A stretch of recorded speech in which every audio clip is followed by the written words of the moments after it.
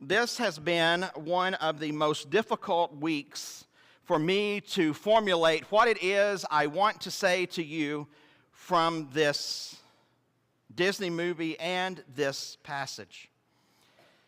At first, I thought, I'm going to talk about the beauty of creation, because we do live in a beautiful creation. I was just thinking the other day, as Enrique and I were driving down the road and we were seeing the mountains, I was just thinking, in just a few weeks, in just a few weeks, fall will be here. And the leaves will be changing colors, and there'll be even more beauty around us. But then, I turned on the news. Big mistake, right? And then I thought, I'll talk about the power of community, which is why that sermon title, which I rarely give a sermon a title because of this very reason. But I thought I'll talk about the power of community, because with everything that's going on in our world, we need community. We need each other.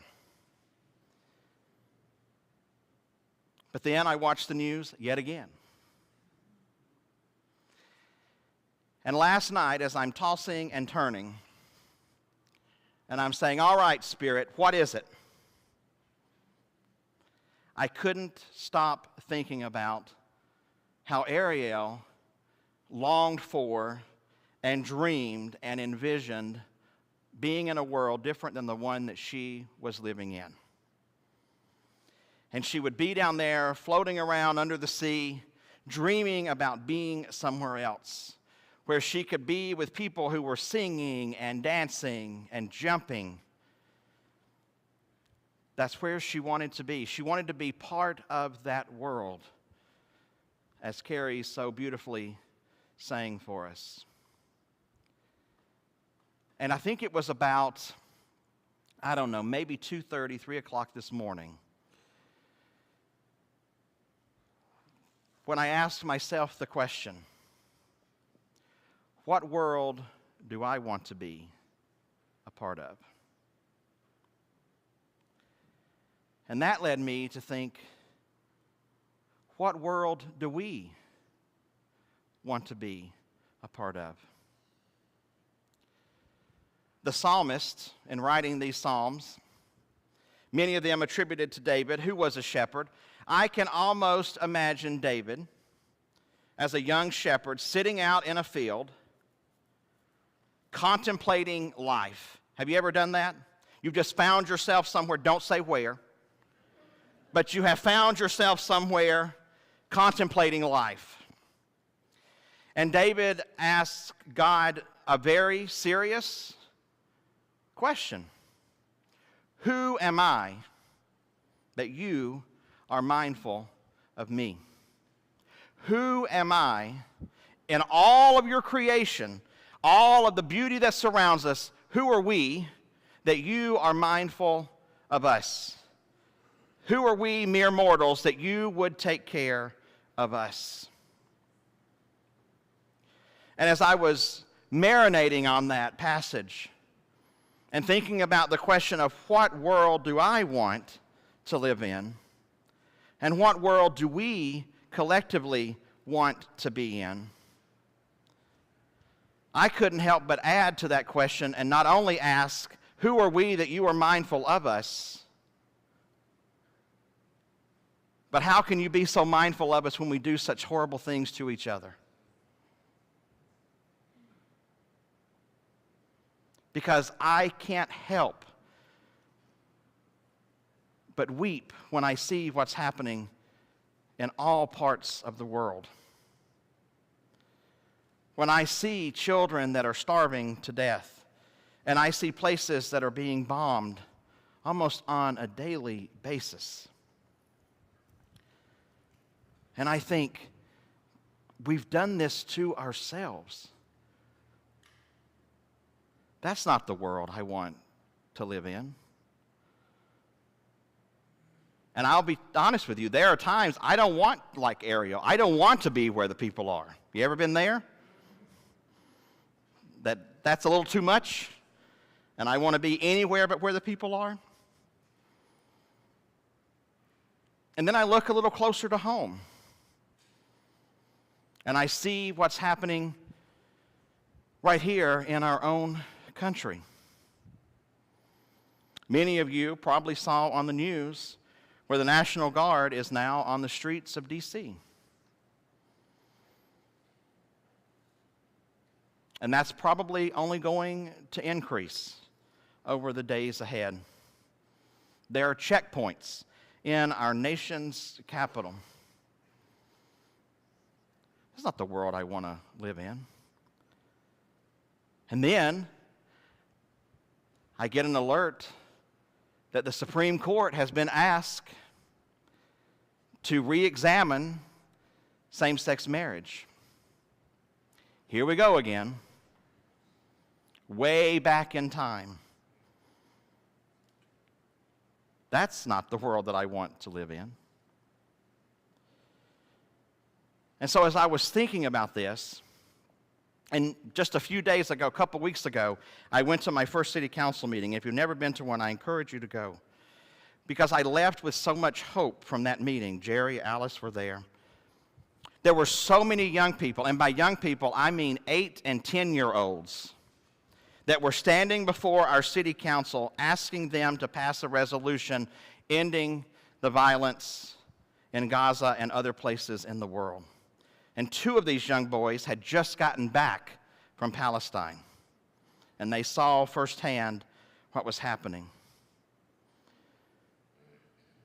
And I thought, this is not the world that I want to live in. So what world do I want? I want a world where there is peace. I want a world where we can disagree with each other and sit down and still have a meal together without jumping down each other's throats, as hard as it may be. But I want a world where we can do that peaceably.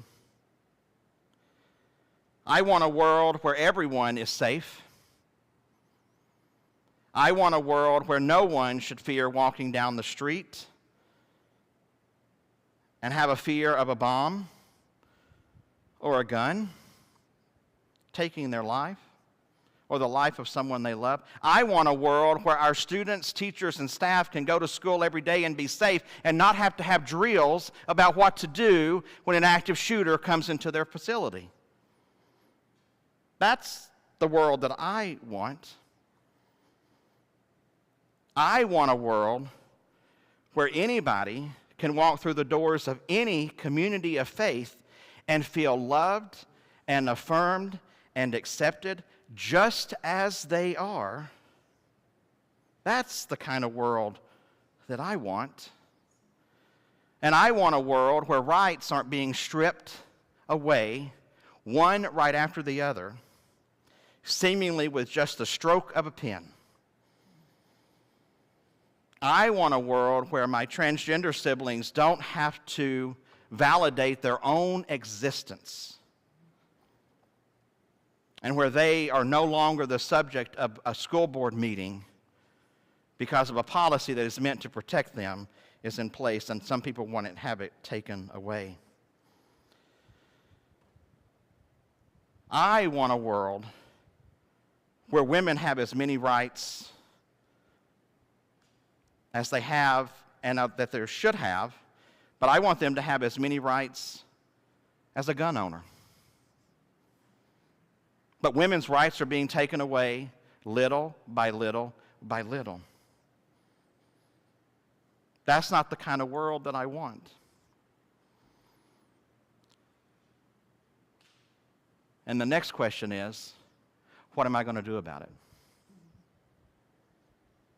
What am I going to do to bring about the world that I hope to live in?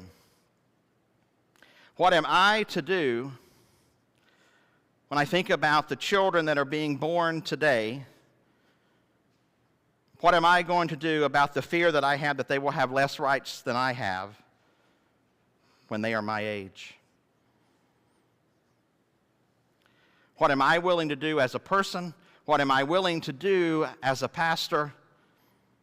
What am I willing to do as a citizen?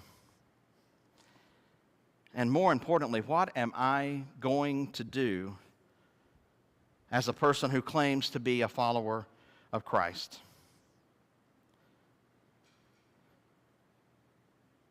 And now the question is, what are we going to do? One of you reached out to me this week and said, I think we need to have a conversation about what we are going to do as a church to address things that are happening in our world. And many of you are doing it in your own ways already. I've seen you at the school board meetings. I've seen you at city council meetings. We have a Justice and Witness Committee that is focused on so many things, but particularly immigration and immigrant rights and immigration justice. Because you want to talk about people living in fear in our own streets? It's our immigrant neighbors who are afraid to even leave their home because due process is just no more. And so this Justice and Witness Committee, one of the things that they're looking at is immigration justice. And in those meetings, we'll be talking about what are we to do? What can we do? Because no one of us can do everything. And not us as a congregation alone can do everything either. I am honored to live in Frederick and serve you, but also have clergy colleagues like across the street at Evangelical Lutheran Church, and Reverend Catherine at All Saints, and Reverend Eric at Frederick Presbyterian, and Reverend Dr. Morgan at ERUCC. And then Calvary United Methodist just got a brand new pastor, and I can't wait to meet her. But do you know that we get together once a month just for breakfasts? Just to talk about how we can work together and to encourage each other as we do the work that we have been called to do in this community. I came from Florida where I didn't have any of that. I felt like I was on an island because clergy did not get together, and if they did, I certainly was not invited to the table.